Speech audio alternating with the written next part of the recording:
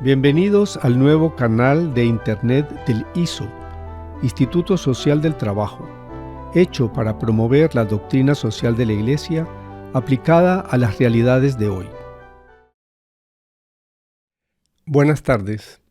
Del 6 al 12 de junio de 2026, el Papa León XIV visitó España y sus palabras en Madrid, en Barcelona y en Canarias son la mejor actualización de la doctrina social de la Iglesia. Luego de la vigilia de oración con 600.000 jóvenes en la Plaza de Lima y la misa de Corpus Christi frente al Ayuntamiento de Madrid, el discurso en el Congreso de España tiene un carácter institucional ante el Estado y la nación española, por encima de diferencias políticas y religiosas. Comentaremos en varios vídeos su extraordinario discurso en el Congreso de los Diputados, hecho tanto como cabeza de la Iglesia como líder moral de un mundo secularizado, reconociendo y respetando las diferencias entre los diversos ámbitos. Según los vaticanistas, este es su primer viaje programático, ya que los dos anteriores habían sido planificados con anticipación. Y continuará en unos meses por varios países iberoamericanos.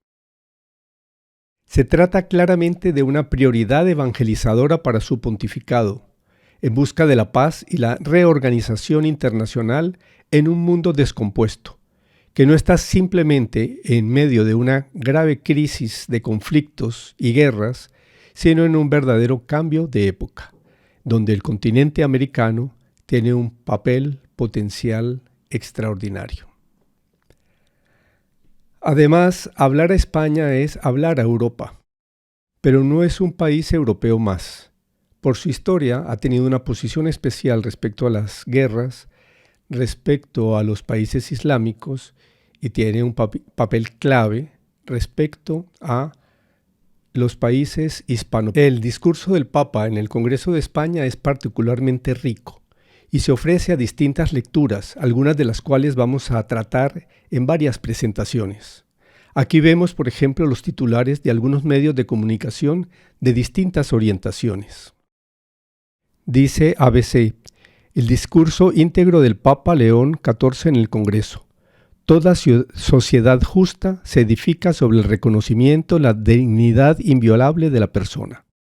El Santo Padre pronuncia un contundente discurso ante las Cortes donde ha reivindicado la defensa de la vida desde su concepción hasta su ocaso natural, la acogida del inmigrante o la responsabilidad de los representantes políticos en luchar contra la polarización. Dice la COPE. Lee el discurso íntegro del Papa León XIV ante el Congreso de Diputados, que esta noble nación jamás pierda la memoria de sus raíces. Y por otro lado, dice la Sexta, el aplauso del Congreso a León XIV. Es la primera vez que un Papa visita el hemiciclo en España. Nosotros nos vamos a referir aquí a la parte que corresponde a la historia de España, cómo reivindica la historia de España, directamente contradiciendo la leyenda negra y el llamado a remolarizar el país. Pero antes recordemos un momento todo lo que significa la leyenda negra. Recordemos que como parte del hundimiento del Imperio español y católico hace varios siglos, sus enemigos se sirvieron de difundir exageraciones y calumnias, convirtiendo la conquista y la evangelización del Nuevo Mundo solo en oro y esclavos, en un sangriento genocidio del que deben avergonzarse todas las generaciones y hasta hoy deben pedir perdón.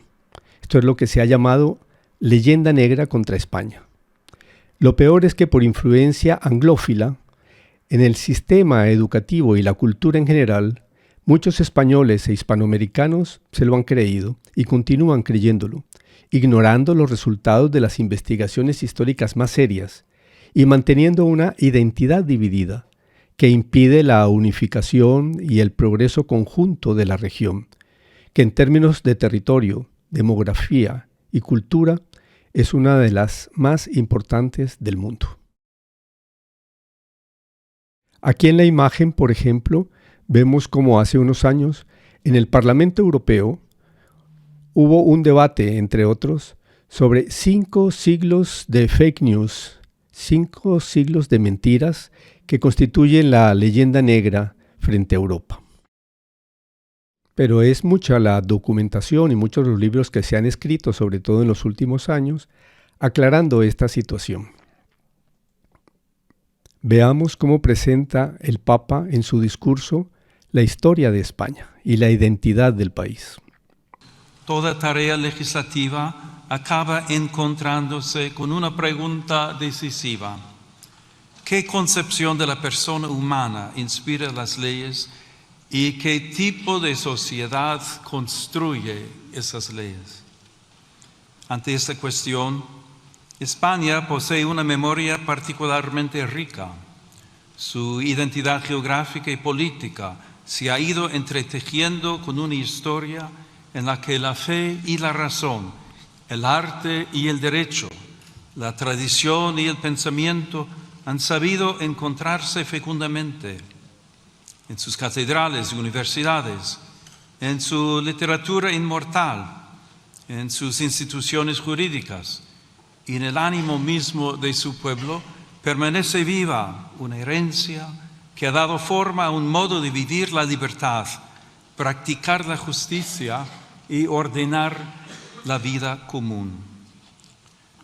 Desde las páginas universales del Quijote, donde Cervantes proclamó que la libertad es uno de los más preciosos dones que a los hombres dieron los cielos, hasta la hondura espiritual de Santa Teresa de Ávila, y desde la gran tradición jurídica española hasta la inquietud metafísica de Unamuno, que recordaba que el hombre no se resigna a morir del todo, España ha sabido mirar al ser humano como algo más que una pieza del orden social, económico, político.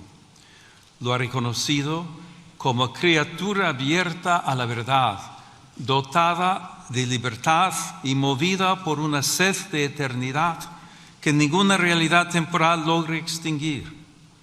En una palabra, como alguien cuya dignidad precede a toda utilidad y a cuyo servicio está sujeta la acción legislativa. ¿Quién más podría darle a los españoles, incluyendo a su clase política, una lección en contra de la leyenda negra y el valor de la hispanidad? ¿Quién podría recordarles hoy lo más grande de su historia al extender la civilización, la ciencia, las instituciones y difundir el Evangelio por el Nuevo Mundo? ¿Quién podría señalarle su identidad como eje intelectual de un importante sector del mundo y hacerle un llamado urgente a su renovación moral? Mencionar a los reyes Isabel y Fernando como lo hace el Papa y explicar el renacimiento surgido en Salamanca. Al hablar hoy de la persona humana, esta memoria conduce naturalmente a Salamanca y al pensamiento que allí maduró. La presencia simbólica en esta sala de los reyes Isabel y Fernando remite a aquel momento en que España quedó situada ante responsabilidades históricas de alcance universal. Pocos años después, Salamanca habría de asumir con singular lucidez la reflexión moral y jurídica que ese escenario reclamaba.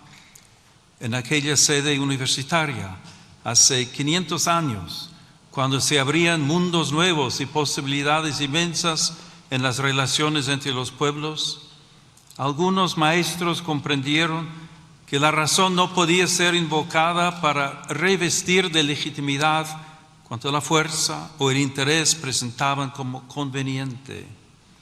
Introdujeron así en el discernimiento histórico la pregunta por el valor irreductible de todo ser humano y los límites morales del poder. No se trata de ignorar los abusos y hechos negativos de esa historia, ni tampoco brindar una leyenda dorada sobre el poder español y el papel de la Iglesia católica. Pero el énfasis está en lo positivo, en lo que se ha ocultado ante el descalabro intelectual y moral de muchos españoles que ignoran su identidad y su papel histórico. Por eso continúa así el Papa. Escuchemos.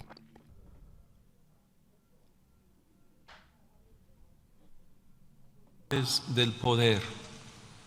Hay que reconocer que la sociedad y la misma Iglesia no siempre estuvieron a la altura de las intuiciones que encontraban eco en su propia tradición cristiana. Sin embargo, aquel interrogante abrió un horizonte intelectual y moral que desbordó su propio momento histórico. La intuición del totus orbis, de una comunidad humana más amplia que cualquier poder particular, permitía afirmar la existencia de vínculos jurídicos y morales entre los pueblos. Desde España, la reflexión de la Escuela de Salamanca y de manera particular Fray Francisco de Vitoria, junto con otros dominicos jesuitas, contribuyó a formar una conciencia jurídica y moral capaz de recordar que la autoridad lleva siempre consigo una responsabilidad y que todo ser humano debe ser reconocido como sujeto de derechos y deberes. De hecho, el Papa continúa explicando la importancia que tienen hoy para la reorganización del mundo las concepciones de la Escuela de Salamanca y expresamente de Francisco de Vitoria, con el papel implícito de la hispanidad en un mundo multipolar renovado en el siglo XXI. Ese anhelo sigue hablando también hoy, que la dignidad, la justicia y el bien común sean la medida de las relaciones sociales, tanto a nivel nacional como a nivel internacional. Esta es una de las grandes herencias de España, haber unido la acción histórica con la lucidez de la razón moral. Aquella contribución, nacida a orillas del Tormes, trascendió las aulas y las bibliotecas y llegó a formar parte de una conciencia más amplia, compartida por la comunidad internacional que sigue preguntándose cómo construir la paz sobre el reconocimiento de la persona y no sobre la imposición de la fuerza. El valor absoluto del ser humano y no el uso de la fuerza. La pregunta salmantina hoy lleva a aplicar su poderosa concepción en defensa de la dignidad humana en medio del mayor desarrollo científico y tecnológico de la actualidad. Escuchemos. La pregunta salmantina sigue acompañando la tarea de quienes sirven a la vida pública. Hoy, los nuevos mundos que se abren ante nosotros ya no se dibujan en los mapas, se despliegan en la técnica, en la economía, en la biomedicina y en el universo digital, donde el poder humano alcanza ámbitos cada vez más delicados de la vida personal y social. Finalmente, el Papa habla de una renovación moral y menciona de paso el papel que tiene España como modelo para los hispanoparlantes. Recordemos que como superior de la Orden Agustina durante 12 años, el Papa León XIV viajó por todo el mundo. Conoce especialmente Hispanoamérica por su misión desde joven en Perú y luego como obispo. También, como estadounidense, conoce de sobra las raíces hispanas ocultas en la historia de Estados Unidos y la importancia de los 70 millones de hispanos de hoy en la vida económica, política y religiosa de su país. Escuchemos la parte final de su discurso en las Cortes Españolas. Porque la altura de miras consiste precisamente en mirar con más hondura aquello que está en juego en cada decisión pública. Por eso, junto a las respuestas técnicas y las reformas legales, hace falta también una renovación moral. España puede ofrecer mucho en este camino. Cuenta con una lengua que une continentes, una tradición cultural, jurídica y espiritual que ha sabido poner en diálogo fe y razón, derecho y conciencia, unidad y pluralidad. Esta experiencia histórica recuerda también el valor de la concordia y del esfuerzo paciente por construir una convivencia pacífica y justa. Que esta noble nación jamás pierda la memoria de sus raíces ni la audacia de mirar al futuro. Para terminar, tengamos en cuenta lo siguiente. En el Congreso de los Diputados, el Papa dijo lo que podía y debía decir. Lo más evidente en esta primera parte es la exposición detallada de la gran herencia histórica de España, superando los complejos creados por la versión falseada y negativa de la historia común. También ha enfatizado la proyección hacia el futuro, comenzando con una renovación moral que no se limita solo al saneamiento político interno, sino a despertar a España como un verdadero centro espiritual e intelectual, enfocado implícitamente al gran polo internacional hispano, o mejor dicho, iberoamericano, en el mundo multipolar en construcción del siglo XXI. El Papa termina su discurso con el siguiente llamado. Que esta noble nación jamás pierda la memoria de sus raíces ni la audacia de mirar al futuro. Que España continúe siendo tierra de encuentro, de cultura, de solidaridad y de esperanza. Y que su vida pública sepa unir siempre la firmeza de las convicciones con la nobleza del diálogo y la grandeza del servicio. Que Dios conceda paz a todas las naciones de la tierra, concordia a las familias y serenidad a las conciencias. Y que sobre el reino de España, marcado por la huella apostólica de Santiago y por la presencia maternal de la Virgen del Pilar, desciendan días de prosperidad, justicia y paz duradera. Muchas gracias.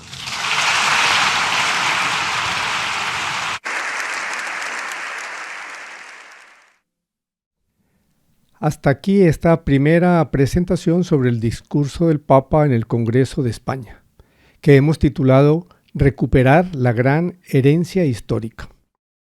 Recuperarla, como dijimos, para proyectarla hacia el futuro.